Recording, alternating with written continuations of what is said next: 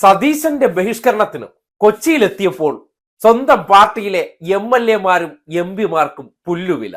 ഇന്നിപ്പോ കോഴിക്കോട് പുതിയ മാർക്കറ്റിന്റെ ഉദ്ഘാടന ചടങ്ങിൽ പ്രതിപക്ഷം ബഹിഷ്കരിച്ചതിനെ സംബന്ധിച്ച് മുഖ്യമന്ത്രി വിമർശനം ഉന്നയിച്ചിരുന്നു. സർക്കാരിന്റെ പുതിയ ഉദ്ഘാടന പരിപാടികളിലൊന്നും ഞങ്ങൾ പങ്കെടുക്കില്ല എന്ന് സതീശൻ പ്രഖ്യാപിച്ചുകൊണ്ട് മുന്നേറുന്ന സന്ദർഭത്തിലാണ് ഇന്നിപ്പോ സതീശന്റെ സ്വന്തം നാട്ടിൽ തന്നെ പുതിയ കോർപ്പറേഷൻ കാര്യാലയത്തിന്റെ ഉദ്ഘാടനം നടന്നു.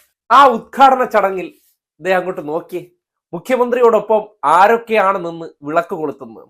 Hibi Eden MP, TJ Vinod MLA, Uma Thomas തുടങ്ങിയവരൊക്കെ നിന്ന് വിളക്ക് കൊളുത്തുന്നത് നോക്കിയേ.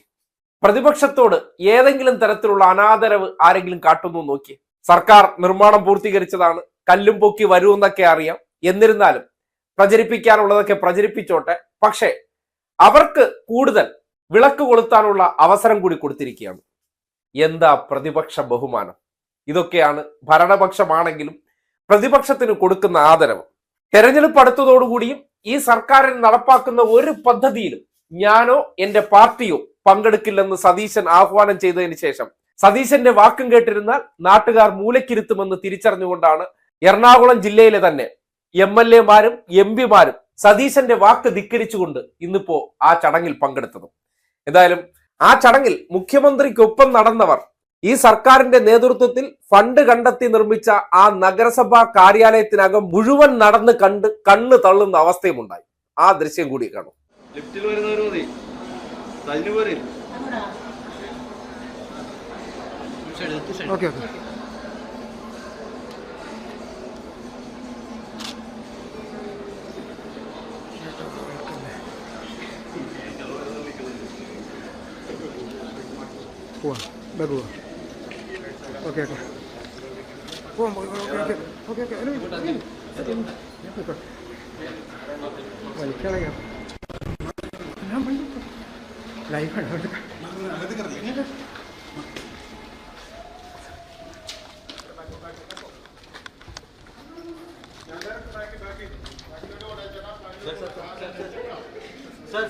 सर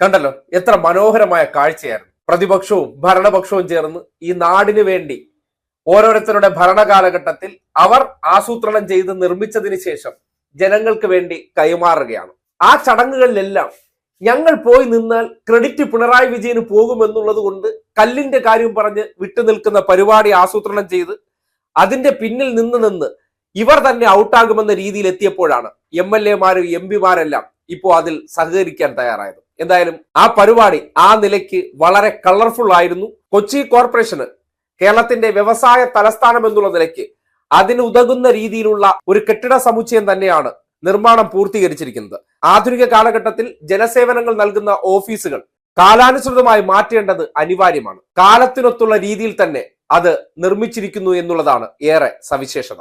ആ പരിപാടിയിൽ പങ്കെടുത്ത് ജനാധിപത്യ മര്യാദ കാട്ടിയ UDF-ന്റെ എല്ലാ ജനപ്രതിനിധികളെയും മുക്തകണ്ഠം അഭിനന്ദിക്കുകയും ചെയ്യുന്നു.